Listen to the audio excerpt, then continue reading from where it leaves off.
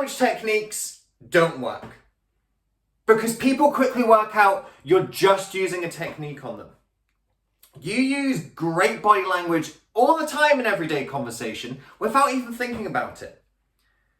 Use that great body language you already have to enhance and amplify your speeches.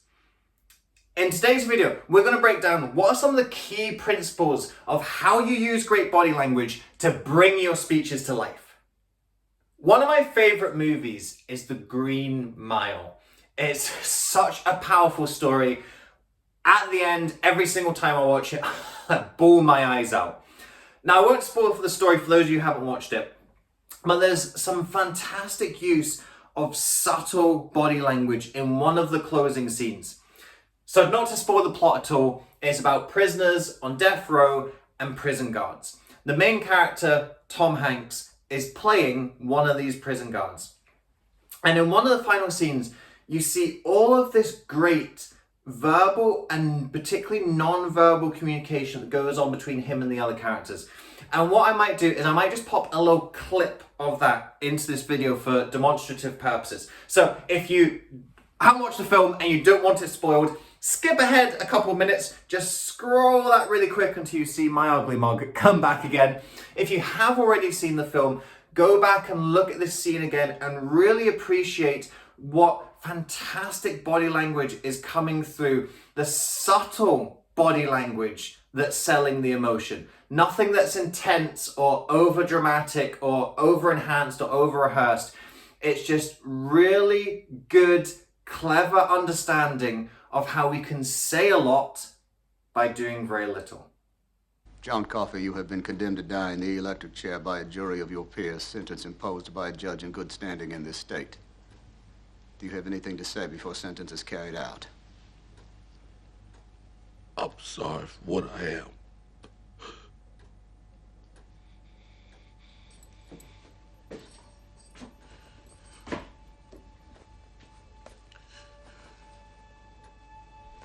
Please, boss. Don't put that thing over my face. Don't put me in the dark.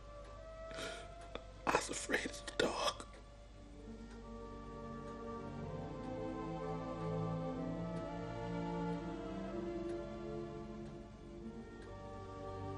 All right, Joe.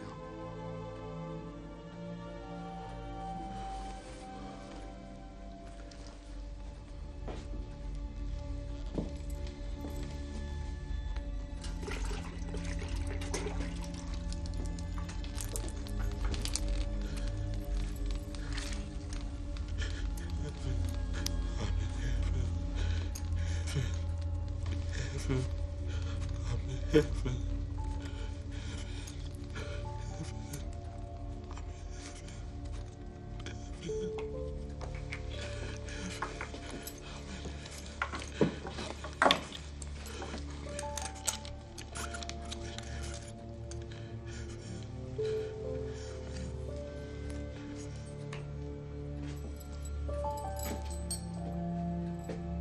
John Coffey.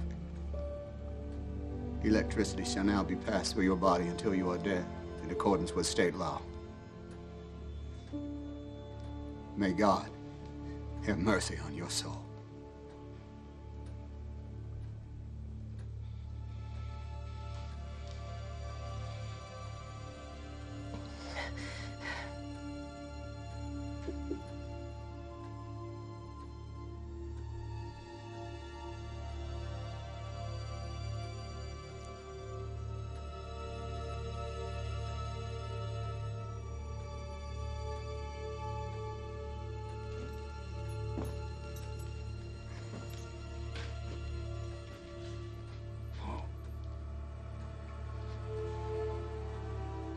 To say it.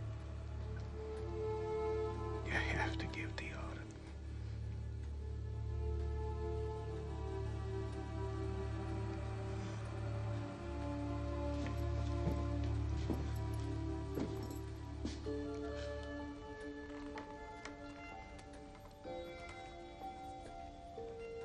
He kill them with their love. That's how it is every day, all over the world.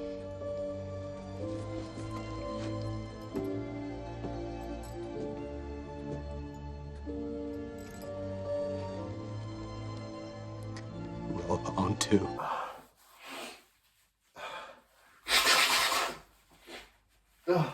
Oh, sorry. I gets me every time, man. Okay, back to the video. First aspect of body language I want to cover with you, now that I've dried my eyes, we can start looking at the face a little bit more and how our facial expressions convey so much emotion. And I think you see some of that in the scene, the quiet sorrow and fear that comes across on the characters' faces. Now, we are very communicative through our face in everyday conversation. But what can often happen on stage when people start to get a little bit self-conscious, a little bit insecure, is the face freezes and tenses, and a lot of that emotional expression starts to get lost. Sometimes speakers look like they've just had the most recent injection of Botox when they're on stage. So part of being able to communicate with great body language is just to be more relaxed in the face. When you are talking about something happy, like come on the stage with a smile. When you see your friend in a coffee shop, you go, hey man, how you doing? It's great to see you. And all that natural joy comes through on the face. So just allow that natural emotion to come through on your face. If you aren't tense and uptight and blocking that emotion is going to naturally come through. So just allow that emotion to naturally come through on the face. That's the first aspect of body language that can really bring your speeches to life. The second aspect of body language is looking at demonstrative gestures. Now, demonstrative just means that you're doing a gesture that shows that you're acting out something. For example, if I talk about when you're writing a book, you've just got to sit down at your desk, down your caffeine, and get typing. Do you see how, as I'm doing that, I'm acting out what I'm doing? I'm sitting down at the desk, I'm down on my caffeine, I'm tapping things out. What you see in that little example of the clip I popped in is the little handshake that comes through between the two characters. And I think there's so much that's contained in that handshake. Now, the handshake is just a mark of respect. But the way that that handshake is executed and what that symbolizes in those scenes, and that's, if the tears haven't started before then, that's when the tears definitely start for me. And again, this is something we actually do all the time in everyday conversation anyway. When you're standing with some friends at a party and you're saying, well, last week we went on holiday and you won't believe the plane was delayed for 3 hours. We're sitting right there on the tarmac. We're downing the complimentary alcohol that's coming through. You do that naturally when you're in conversation with folks. So again, allow this natural expression to come through on stage. Again, when people get a little bit uptight, insecure, self-conscious, the hands start to go into the pockets, or you're maybe kind of doing this sort of walking around the stage and swinging them aimlessly. You're perhaps clenching them to protect yourself, protecting those vital organs. So again, it's just about relaxing and allowing that natural expression to come through. As you're talking about something, demonstrate what you're talking about, and that brings the subject that you're talking about to life for your audience. I've got one more body language tip to share for you in this video. But just before I do, if you're looking to bring your speeches and your speaking to life, then let me point you in the direction of my Amplify Spark Your Speeches online course.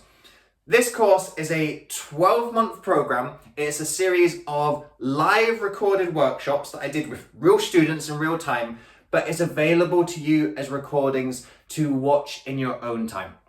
Amplify is a step-by-step course guiding you through your speaking journey at your own pace. And in the course, we've got lots of great body language tips and techniques that you can use to bring into your speaking and bring those speeches to life, just like we're talking about in this video. To enroll in the Amplify Spark Your Speeches course, you can either pay an upfront payment of $297. You make that payment, the whole 12-month course is available to you. Alternatively, you can pay in monthly installments, $29 a month for the 12 months of the program. After the 12 months, you finish your payments and you still have the course for life after that. What I like to do to give people a little bit of an opportunity to come into the course, see what it's all about, and see if it's going to be right for you and your speaking journey is to offer that first month for a $1 trial. So you get to come in, experience the first month of content, see the format of the course, see the content of the course, and you can work out then if it's going to be something that's useful for you going forward. To activate your $1 trial, I've got the link to the Amplify course in the video description below. If you click that link, go to the checkout page and use the code YouTube, this is where you've come from, YouTube, all lowercase, all one word. That takes your first month's installment from $29 down to $1, giving you that 1 month for a $1 trial. Now, let's look at our third and final technique for using body language to bring your speeches to life. Thirdly and finally, we're talking about posture. And in particular, using posture to characterize certain people or to demonstrate certain emotion. Again, we see a great example of this in that Green Mile clip that I was talking about. You've got Tom Hanks as the prison guard, and he's got to stand very formal and upright and professional and serious. And you can see that he's trying to maintain this facade, but you also see kind of the strain and difficulty of that. And you see some of the other characters who are struggling with that professionalism. And again, this is something that you do naturally with your friends and family all the time. If someone asks, how's work been recently? And you go, oh, let me tell you about it. Your posture goes into that deflated, hunched over posture. Whereas if you are talking with an attractive person and things are going well and you're flirting and they're laughing at your jokes, if that happens, please tell me what it feels like, because I don't experience it. But if things are going well, you start to get a little bit of that pump and a little bit of pep in your step, and you're starting to feel upright and good. So that emotion naturally characterizes itself in the way that you're holding yourself.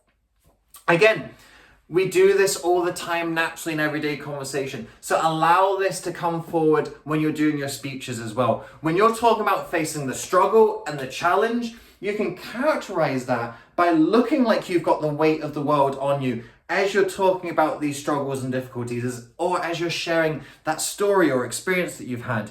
And when you're starting to go into those areas, being more bold and confident, again, you want your posture to reflect that. You want it to look like you're feeling uplifted and bright, because when you look like it, that transmits that energy and emotion to your audience as well.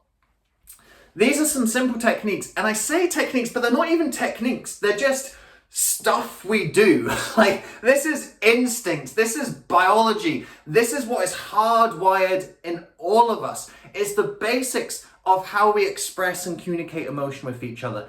But often when it comes time to coming on stage, we forget these basics. So allow these basics to come through. It's not about learning these snazzy techniques of you've got to use your hand in this way, or you've got to move in this direction across the stage. Just allow what you do normally in everyday conversation, what's allowed you to form bonds with your family, what's allowed you to make friends, what's helped you to secure clients and customers in the past. Just allow that natural expression to come through. Because when you bring life into your speeches, you bring your speeches to life.